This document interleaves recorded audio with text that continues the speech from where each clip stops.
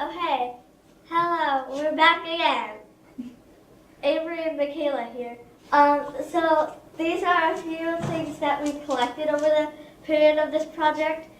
This we actually found today, which is a skeleton of an animal, and there was a whole body out there but we couldn't really get it, and it's far away. And one of our teachers found it. But this is part of the face, we think. And this is what I was talking about earlier, the trail camera. It takes a lot of batteries, and it's really good, and it lasts up to a year, the batteries do, and it has enough memory for a whole year. And it's bear proof. Yep. Gotta put it out there. Yep. Avery, talk about how the trail camera works. Like, how does it capture? Okay, should I open it? You don't have to open it, you just talk about what it senses. Okay. The trail camera works by, it senses heat. And so when something warm walks by it, like if I walk by it like this, it starts taking pictures. But if like leaves fell, it wouldn't because it doesn't sense heat. That's just for saving memory on it, so it doesn't catch every little leaf that falls down. And it locks shut, so if you can lock it to a tree so it stays steady. This is the GPS, and it works. See, you can like turn it on, and it's a German GPS, and it can GPS, and it can be a compass. It can be like a trip computer type thing, and these are a few pictures of like the animals that we got.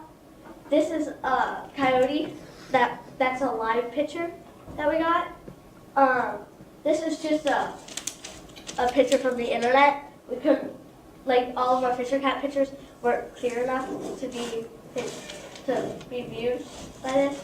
And then the rest of these are all internet too, because we don't have really good pictures of that animal.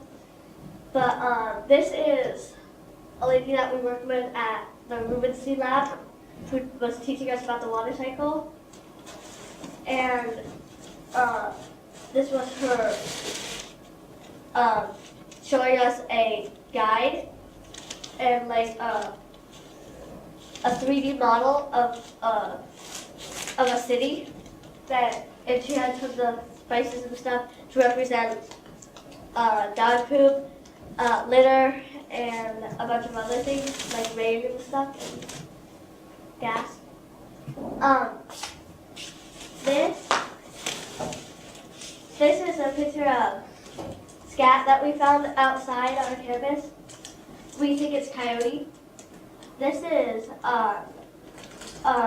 proof of a deer that we never really caught on trail camera, but those are teeth marks on the wood from the deer scratching the tree and biting the tree to get the bark off.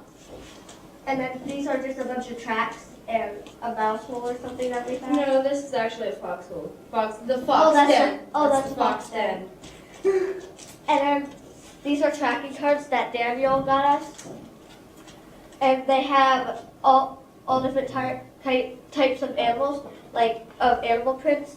There are waddler, which are animals that just like have their prints repeated, like wobbly, like looking, like when you go like this around, like how your feet are imprinted on the smell.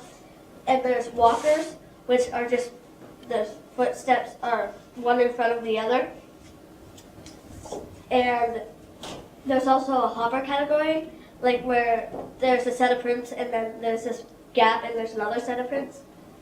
And then there is a bounder, which is something that'll be a long distance between each set of prints. And like these are like a guide of the bounder tracks, the waddler tracks, the hopper tracks, and the waddler and walker tracks. And that's just the guide that we had.